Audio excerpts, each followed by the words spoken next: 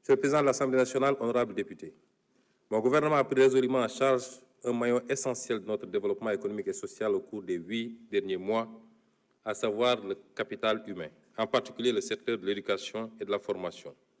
2 conseils interministériels ont été consacrés à la préparation des examens au concours ainsi qu'à la rentrée scolaire. D'importantes décisions ont été prises à l'issue de ces conseils, parmi lesquelles la résorption du déficit d'enseignants, l'élimination progressive des abris provisoires, la prise en charge de la problématique du défaut de pièces d'état civil des élèves, le paiement des primes et indemnités d'examen. Mon gouvernement se préoccupe fortement des taux d'échec élevés du CFE, 34,5%, au BFM, 26% et au baccalauréat, 49,5%. Cela signifie qu'une proportion significative de nos enfants quittent l'école sans diplôme correspondant à leur cycle scolaire. Nous devons y remédier. Dans le domaine de l'enseignement supérieur, le défi majeur en cours de prise en charge est la transformation systématique du secteur avec la mise en place imminente d'un comité de pilotage chargé de proposer au Président de la République des mesures pertinentes. À cette fin, d'ores et déjà, les actions requises pour le rétablissement du calendrier universitaire et la pacification de l'espace universitaire ont été engagées. Les actions en direction de la jeunesse et de la promotion de la citoyenneté n'ont pas été en reste depuis avril 2024 avec l'organisation des vacances agricoles, le repositionnement du service civique et du volontariat au niveau de la primature pour plus d'impact et la systématisation du concept armée-nation dans tous les domaines d'activité appropriés. Dans le domaine du sport, nous avons soutenu les compétitions dans les disciplines phares et pris résolument en charge l'organisation des Jeux olympiques de la jeunesse Dakar 2026. Dans le secteur de la santé, la préoccupation principale a été de garantir la continuité des services et la qualité de l'accueil dans les services hospitaliers, ainsi que de passer en revue le programme de construction d'hôpitaux qui souffre de beaucoup d'actes de mauvaise gestion et particulièrement de surfacturation énorme. Monsieur le Président de l'Assemblée nationale, honorables députés, notre gouvernement s'est appesanti également au cours de ces 8 derniers mois sur les problématiques d'approvisionnement en eau potable, les questions environnementales et les infrastructures de transport. Concernant l'approvisionnement en eau potable, nous avons fermement engagé la résolution des insuffisances dans la gestion de l'hydraulique rurale et urbaine, avec notamment des directives pour mettre un terme aux incongruences caractérisées de la traversée de zones rurales non desservies en eau potable par des canalisations d'eau destinées aux villes. Dans le domaine de l'environnement, mon gouvernement a pris des mesures fortes avec la suspension jusqu'au 30 juin 2027 des activités minières autour de la rive gauche du fleuve de la Falémé sur un rayon de 500 mètres. Dans le domaine des infrastructures physiques, mon gouvernement a réalisé un état des lieux des programmes et projets de construction d'infrastructures routières, portuaires et aéroportuaires. Cet état des lieux a révélé certaines dérives et des intérêts sacrifiés de l'État du Sénégal. Monsieur le Président de l'Assemblée nationale, honorables députés, tous ces rappels m'ont paru utiles pour prendre la mesure des immenses défis déjà relevés par le gouvernement en si peu de temps, mais aussi les obstacles majeurs à franchir pour un Sénégal prospère. Au cours de ces 8 mois, le principal handicap auquel a été confronté mon gouvernement est l'héritage de la gestion d'un pays au milieu du gué, à l'image d'un bateau à bout de carburant dans une mer agitée. Jamais dans l'histoire du Sénégal, un pouvoir n'a été transmis dans cet état. Il nous fallait à la fois déconstruire les mauvais choix, attelage et agencement, redresser les manquements et choix malencontreux et construire les fondations du nouveau projet. Ardue fut la tâche, ardue est toujours la tâche, ardue sera encore la tâche dans un contexte de fortes attentes de l'ensemble des agents économiques et des partenaires. Notre gouvernement a donc pris le pari de la transparence et de l'arbitrage entre les besoins multiformes et complexes. Nous avons ainsi procédé à l'appurement des arrêts de paiement sur les engagements de l'État autour des 3 précédentes campagnes agricoles, 73 milliards de francs CFA. Et sur les autres engagements de dette intérieure, nous avons soutenu les entreprises publiques en difficulté dans l'attente de leur restructuration. Dakar Demdik, Air Sénégal, La Poste, SAPCO, etc. Nous avons aussi soutenu la campagne de production agricole 2024 en intrant subvention de 120 milliards. Nous avons également procédé en rapport avec les acteurs, notamment la SENIA, au relèvement du prix plancher d'achat des arachides pour le porter de 280 francs l'année dernière à 350 francs le kilogramme cette année. Monsieur le Président de l'Assemblée nationale, honorables députés, nous voilà à quelques encablures de la clôture de l'exercice budgétaire 2024, avec une loi de finances rectificative de vérité et de transparence, gage de notre engagement de dire toujours la vérité à notre peuple, rien que la vérité et toute la vérité.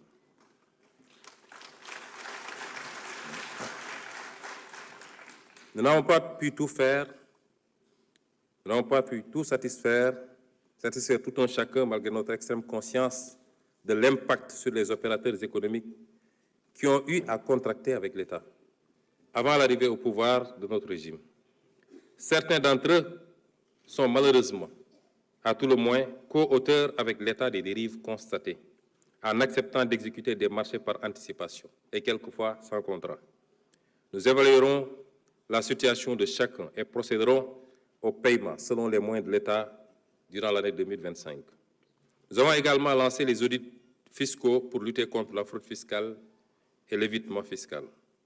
Cet exercice de construction, cet exercice de déconstruction, redressement et construction nécessite un dialogue social fécond. Dans ce cadre, sur les directives du Président de la République, nous avons établi une situation de référence des revendications sociales que nous traiterons dès le début de l'année 2025, au travers de rencontres avec les organisations syndicales. Le maître mot sera un exercice de vérité et de responsabilité, en s'accordant sur ce qui est réaliste et supportable par l'État, de ce qui est hors de la portée des moyens publics, et donc à se surseoir jusqu'à meilleure fortune. Monsieur le Président de la République, Monsieur le Président de l'Assemblée nationale, ça fait longtemps que j'ai été absent de l'Assemblée, et ça fait chaque minute je siège à...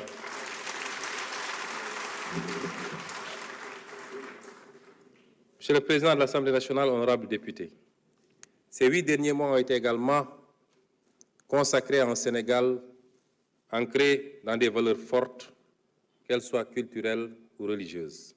Dans le domaine de la culture, nous avons renforcé les acquis culturels et engagé des réflexions pour le renouveau culturel du pays. Nous avons également répondu à une vieille doléance des artistes en adoptant en octobre 2024 un décret sur la rémunération de la copie privée. Nous avons aussi préservé, en l'achetant, la bibliothèque de l'ancien président Léopold Sédar Senghor qui avait été mise aux enchères. Dans le domaine religieux, nous avons créé une direction des affaires religieuses et de l'insertion des diplômés en langue arabe. Nous avons également assuré le soutien habituel aux principales manifestations des confréries religieuses musulmanes et de l'Église catholique. Nous avons continué de magnifier la belle communion des différentes composantes religieuses de la nation dans la tolérance et le respect mutuel. Enfin, dans le domaine de la presse, mon gouvernement a procédé à la restructuration du secteur des médias avec le retour à l'orthodoxie en matière de déclaration d'activité et le respect des préconisations légales et réglementaires. Ces constats et ce bilan d'étape non exhaustif, j'ai essayé de vous en épargner puisqu'il était beaucoup plus long, nous amène à constater l'exigence de poser des ruptures fortes. Des ruptures à poser, Monsieur le Président de l'Assemblée nationale, honorables députés. L'état des lieux dressé sur ce dossier est particulièrement grave. Notre ambition de mettre le Sénégal sur une nouvelle trajectoire n'est pas compatible avec ces méthodes du passé. Là-dessus, nous avons reçu du peuple sénégalais un mandat clair, la rupture. Un changement profond de paradigme dans les politiques publiques s'impose, aussi bien dans le contenu que dans la méthode.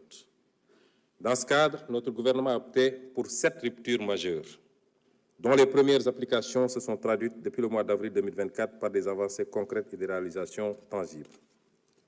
La première rupture, c'est le retour de l'ambition. C'est le retour de l'ambition. Nous sommes capables de nous développer et nous le ferons par nous-mêmes. L'histoire sur les 2 derniers siècles ferait d'exemples de nations qui ont su, en une à 2 générations, passer de la pauvreté absolue au développement, ou du tiers au premier monde, pour citer l'ancien Premier ministre de Singapour, Lee Kuan Yew. Voilà l'ambition que nous avons pour notre pays. Pour cela, nous devons commencer par nous regarder autrement, pour croire en nous-mêmes. 3 siècles de traite, d'asservissement et de dépendance ont sournoisement diffusé un complexe du colonisé. Nous devons en sortir et inculquer à nos enfants une culture de fierté et d'ambition. Nous devons en outre sortir de la défiance mutuelle et voir l'avenir en confiance. Nous devons avoir une confiance paisible, mais inébranlable, en nous-mêmes et au génie de notre peuple. Confiance en nos compétences locales pour penser notre développement. Confiance en notre secteur privé national, dans le cadre d'un patriotisme économique réfléchi, stratégique et assumé, pour valoriser pleinement nos ressources locales et développer des moteurs de croissance endogènes et compétitifs. La seconde rupture est celle du passage d'une logique d'urgence et de saupoudrage à court terme à une logique de vision et de planification à long terme. Si nous voulons être développés dans 1 à 2 générations, c'est maintenant qu'il faut définir ce que nous voulons devenir et commencer, pas à pas, mandat après mandat, à poser les briques successives vers ce Sénégal de demain. Nos classes politiques ont pris l'habitude de faire miroiter des miracles d'ici la prochaine élection. Comme nous avons des élections tous les 2 à 5 ans, la vision et l'action sont focalisées sur le court terme et les trésors de ressources financières, humaines et de temps mobilisés de façon non coordonnée dans la recherche d'effets spectaculaires du jour au lendemain, nous ont fatalement retombé, tel Sisyphe, au pied de la montagne, avec notre fardeau toujours plus lourd et nos forces toujours moins vives, de la vanité de nos efforts. Dès lors, en lieu et place d'une vision ambitieuse, construite progressivement et méthodiquement, nous voyons une ribambelle de projets, d'urgences parfois douteuses, qui poussent comme des champignons et évoluent au fil de l'actualité et des inaugurations sur catalogue. Au final, l'action publique se résume essentiellement à du saupoudrage. Elle mobilise le temps et l'énergie de nombreux acteurs. Elle coûte cher, mais a peu d'impact. Les citoyens n'en sont pas dupes. Au demeurant, même si les leviers d'action contre cette gabegie leur manquent, ne nous y trompons pas. En votant massivement pour le projet, c'est bien cette culture politicienne du saupoudrage de courte vue que les Sénégalais ont rejetée avec fracas. Ils savent que rien de solide pour leur avenir et l'avenir de leurs enfants ne se fera sans une vision ambitieuse, une planification sérieuse et une exécution rigoureuse. Ainsi, une rupture avec cette culture. Notre gouvernement, en rupture avec cette culture, notre gouvernement définira de façon précise le Sénégal que nous voulons pour demain, non pas en nous confinant à 2 ans, 5 ans ou la prochaine élection, mais armés d'une vision à 25 ans qui nous permette de nous attaquer de façon résolue aux batailles prioritaires pour sa mise en œuvre. Par ce moyen seulement, nous pourrons adopter des réponses sérieuses et durables aux aspirations des Sénégalais, en finalisant certaines et en initiant d'autres, en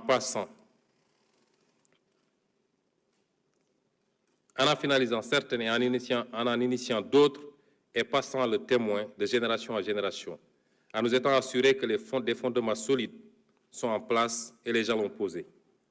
Pour chacune de ces batailles,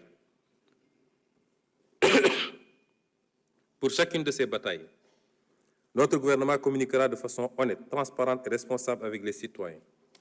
L'obsession de la prochaine élection, les pressions politiques du moment ne doivent pas dévier les actions sur le court terme et produire des effets détournés dans la conduite de politique et de décisions qui exigent une vision à long terme. C'est maintenant qu'il faut redonner au plan son rôle et sa dimension djaïste au sens du président Mamadou Dia. Ainsi, l'agenda national de transformation, désormais unique référentiel de nos politiques publiques, élaboré en seulement 6 mois, entièrement par des compétences nationales, sera opérationnalisé à travers un master plan de 10 ans qui déterminera les choix de politique sectorielle et un plan d'action quinquennal qui encadrera rigoureusement la programmation et l'exécution budgétaire. La troisième rupture est celle d'une logique de dépense à une logique de résultat. Le sentiment largement diffusé aujourd'hui, c'est que l'impact d'une activité se mesure au montant dépensé. Il y a toujours des inondations. Pourtant, nous avons dépensé des milliards. L'agriculture sénégalaise va mal, mais non. Regardez tout ce qu'on a dépensé en subventions et en machines. Cette culture apparaît dans toute l'ironie de sa splendeur lorsqu'on présente un budget de 7 000 milliards comme une prouesse. Ce qui compte, ce n'est pas de dépenser des milliards, c'est de bien dépenser ces milliards pour changer dans les faits et pour le mieux la vie de chaque Sénégalais. Ainsi, notre gouvernement travaillera à réorienter notre administration vers une culture de résultats. Notre priorité, ce ne sera plus combien de milliards ont été dépensés, mais bien l'impact relatif de chaque franc dépensé. Nous allons bâtir un État sénégalais capable, avec moins, de faire mieux. Du reste, cette logique du résultat et de l'impact ne sera pas seulement valable pour les dépenses issues de nos ressources publiques, elle le sera tout autant pour les ressources issues de nos partenaires au développement. À cet effet, nous avons commencé à mettre en place un nouveau dispositif d'identification et de sélection des investissements publics, en évitant d'engager des opérations d'investissement que le secteur privé pourrait et devrait réaliser. Dans cette perspective, la politique de partenariat de type public-privé sera repensée pour corriger les déséquilibres et imperfections constatés au cours de la dernière décennie. Une attention particulière sera portée aux co-unitaires en redéfinissant la politique de commande publique et en retenant partout des prix de référence. La qualité des ouvrages et les délais de livraison de la commande publique deviendront des normes que tout contractant devra respecter. Par-dessus tout, la transparence devra être de rigueur dans le choix des entreprises contractantes qui devront remplir toutes les exigences de qualification et d'expérience requises. La quatrième rupture est celle d'une logique de gestion partisane à une logique de participation citoyenne. Notre ambition pour le Sénégal ne peut réussir sans une adhésion durable des populations et sans la participation de tous à la construction commune d'un Sénégal nouveau. En votant pour le projet, les Sénégalais ont également rejeté cette façon de faire de la politique, où l'on proclame la main dans le cœur, la main sur le cœur, que la patrie viendra avant le parti, et où chaque acte posé démontre le contraire. Nous ne voulons plus d'une gestion du pays qui se résume à la gestion partisane d'une clientèle politique. Nous ne voulons plus d'un pays où les richesses sont accaparées par un clan. Nous voulons, au contraire, un pays où les ressources du pays sont gérées au profit de tous et où le mérite est plus important que l'appartenance familiale, ethnique ou politique. La cinquième rupture consacre le passage d'une gestion centralisée à outrance à une logique de gestion déconcentrée, une logique, disons, territorialisée. En effet, notre ambition pour le Sénégal ne pourra être réalisée sans une gestion plus proche des territoires. Faire reculer le centralisme au profit de la gestion de proximité. Notre action sera dès lors de procéder à de profondes réformes en matière de décentralisation, de fiscalité et de gestion budgétaire, entre autres, afin de libérer le potentiel de notre terroir. Au sein de ces pôles, les villes épicentres seront au cœur de la nouvelle stratégie. Elles bénéficieront d'investissements conséquents en matière d'eau et d'assainissement, d'électrification, de gestion des déchets, d'infrastructures de transport et numérique, et j'en passe. Dans la même foulée, la décentralisation sera approfondie en renforçant les compétences, les capacités et les moyens financiers des collectivités territoriales. La charte de la déconcentration sera intégralement mise en œuvre afin de rapprocher l'administration des usagers du service public. La sixième rupture consiste à bannir la logique d'accaparement au profit d'une minorité, au profit d'une logique d'équité et de justice. La reddition des comptes, puisque c'est de là qu'il s'agit, ne doit plus être perçue comme une exception aux règles de gestion de la chose publique, mais plutôt comme un principe de transparence et une exigence de gouvernance. Nous nous inscrirons dans ce cadre, aussi bien pour l'audit de l'utilisation des fonds publics antérieurement à notre arrivée au pouvoir, que pour la gestion des affaires publiques durant les années de notre gouvernance. L'État veillera à ce que les structures de contrôle et les juridictions compétentes puissent exercer leurs missions respectives, conformément aux lois et règlements, mais également en application des principes de la séparation des pouvoirs et de la présomption d'innocence. Nous mettrons ainsi en œuvre les conclusions des assises de la justice et en faire l'objet de consensus, et poursuivrons les consultations et le dialogue pour bâtir un pacte social durable. Nul ne pourra désormais se prévaloir d'une proximité partisane pour accéder à des faveurs indues ou se protéger de sanctions méritées. Chaque talent national sera promis en ne tenant compte ni de son origine, ni de sa religion, ni de son appartenance partisane. Enfin, la 7e rupture implique le passage d'une administration bureaucratique à une administration moderne et performante. L'administration doit être le fer de lance de la conduite du changement auquel nous invite le chef de l'État. Elle sera plus attentive et orientée vers la satisfaction de l'usager. Le clientélisme y sera aboli, conformément à l'invite du chef de l'État aux agents de l'administration. Chaque agent de l'État, à quelque niveau qu'il soit, devra faire sien le nouveau paradigme d'une administration performante et moderne. À cet effet, le gouvernement engagera les réformes idoines pour doter les services administratifs de capacités humaines qualifiées et motivées, ainsi que des moyens de fonctionnement liés, tout en amplifiant la lutte contre le gaspillage dans les dépenses courantes. La corruption et la concussion seront combattues sans faiblesse, en commençant par accélérer l'automatisation des procédures administratives. Nous avons déjà entrepris de bâtir une administration publique autour des principes de probité et d'intégrité, autour du Djoub, du Djoubel et du Djoubbanti.